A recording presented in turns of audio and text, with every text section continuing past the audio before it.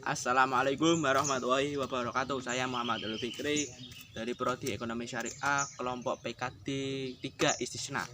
Ya, di sini akan menerangkan sedikit tentang materi PKD. Materi pertama tentang sejarah gerakan mahasiswa.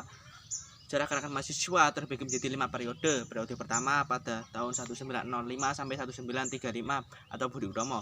Setelah berdirinya Budi Utomo, lahirlah beberapa organisasi kedaerahan lainnya yang menjadi cikal bakal lahirnya peristiwa Sumpah Pemuda. Yang kedua, 1945 periode kemerdekaan. Pada masa ini dapat diraih kemerdekaan dengan perseteruan antara kaum muda dan kaum tua. Yang ketiga, 1945 sampai 1966 atau periode pasca kemerdekaan Orde Lama.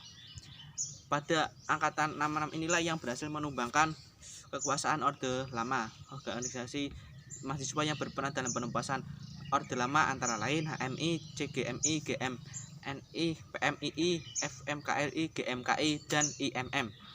Yang keempat, periode 1966 sampai 1998 atau Orde Baru. Pada periode ini terjadi gerakan mahasiswa Malare yang menolak pihak asing. Dan pada periode ini juga mahasiswa gerakannya mulai dilarang dan dibatasi karena kebijakan pemerintah yang memaksa gerakan mahasiswa mati. Kebijakan pemerintah antara lain yang berhasil membuat mahasiswa mati antara lain BKK, NKK, BKK. Dan yang kelima, periode 1998 sampai sekarang. Terjadinya krisis moneter yang terjadi di Indonesia dimanfaatkan mahasiswa untuk bergerak dan menumbangkan kekuasaan Orde Baru dan menuntut reformasi, di mana peristiwa ini terjadi pada tahun 1998. Dan sedangkan mahasiswa sekarang, gerakan mahasiswa mati karena kebijakan pemerintah warisan Orde Baru, diantaranya NKK, BKK. Materi kedua, HMJ Ekonomi Syariah. HMJ Ekonomi Syariah adalah lembaga tertinggi mahasiswa jurusan Ekonomi Syariah IAIN Pekalongan yang berdiri pada tanggal 26 April 2006. Visi HMJ Ekonomi Syariah sendiri yaitu terbinanya mahasiswa ekonomi syariah yang berkualitas dan berintegritas serta bertanggung jawab dalam membimbing Islam di bidang ekonomi. Misi HMJ Ekonomi Syariah dan tugas HMJ Ekonomi Syariah sendiri yaitu memaksimalkan pendayagunaan sumber daya yang tersedia beserta seluruh potensinya. Terciptanya sumber daya insani yang mandiri, tangguh, dan berkepribadian, menampung dan menyalurkan aspirasi mahasiswa ekonomi Islam, mengembangkan potensi intelektual mahasiswa ekonomi Islam yang kuat serta spiritual dan emosional.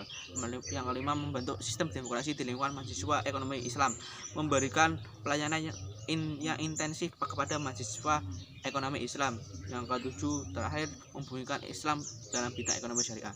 Fungsi HMJ Ekonomi Syariah sendiri yaitu sebagai media informasi dan komunikasi, sarana silaturahmi antar mahasiswa ekonomi syariah, wadah kaderisasi mahasiswa ekonomi syariah, berpartisipasi dalam pembangunan moral wilayah kampus dan masyarakat sekitar. Di HMJ Ekonomi Syariah sendiri terdapat beberapa departemen, antara lain Departemen SDI Sumber Daya Insani, Departemen KPI Kajian Penelitian Ilmiah, Departemen Infokon Informasi dan Komunikasi, Departemen Bisnis dan Wirausaha, dan Departemen Luar Negeri. Dan koneksi organisasi sendiri antara lain OJK, Otoritas Jasa Keuangan, Masyarakat Ekonomi Syariah, Bank Indonesia, Konsumen Jasa, dan Forum Nasional Masyarakat Ekonomi Syariah. Materi ketiga yaitu tentang kepemerintahan mahasiswa FEBI dan hierarki peraturan perundang-undangan SMA. Pemerintahan mahasiswa atau student government yaitu pelembagaan kepentingan politik mahasiswa dalam format negara mahasiswa, namun tidak sama dengan negara di mana konsepnya tidak terlepas dari teori negara. Secara sederhana yaitu gerakan mahasiswa yang dilembagakan. 5 prinsip dasar student government yaitu moral, intelektual, politik, independen, dan sejajar. Tupoksi Ormawa FEBI tertuang dalam Perma SMA, tertuang dalam AD atau ART, dan peraturan lain tentang Ormawa. Mekanisme hubungan PM FEBI IAIN Pekalongan yaitu menaati peraturan yang sudah ada, menjalin komunikasi yang baik, memahami tupoksi bidang masing-masing, memahami garis-garis dalam organisasi, menjalin keselarasan dalam memajukan Ormawa. Hierarki peraturan pemerintahan mahasiswa IAIN Pekalongan. Yang pertama, statuta IAIN Pekalongan atau peraturan yang mengikat lainnya. 2. Konstitusi mahasiswa dan amandemennya. Ketiga, undang-undang atau peraturan pengganti undang-undang. Yang keempat, peraturan DEMA, operasionalisasi UU atau Perpu. Yang kelima, peraturan DEMA fakultas. Yang keenam, peraturan ketua DEMA. Yang ketujuh, peraturan ketua HMJ. Dan yang terakhir yaitu materi keempat, kepemimpinan dan keorganisasian.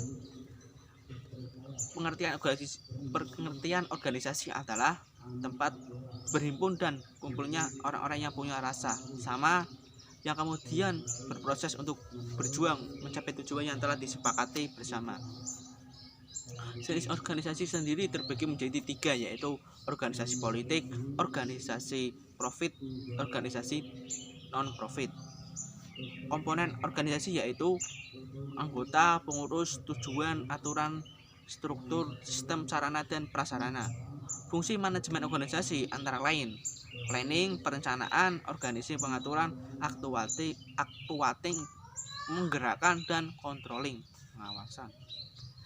Jenis konflik yang ada di organisasi antara lain konflik dalam diri individu dan organisasi yang sama, konflik antar individu dan kelompok, konflik antar kelompok dalam organisasi yang sama, dan konflik antar organisasi saingan. Penanganan konflik sendiri antara lain, yang pertama introspeksi, mengevaluasi pihak-pihak terkait, identifikasi sumber politik.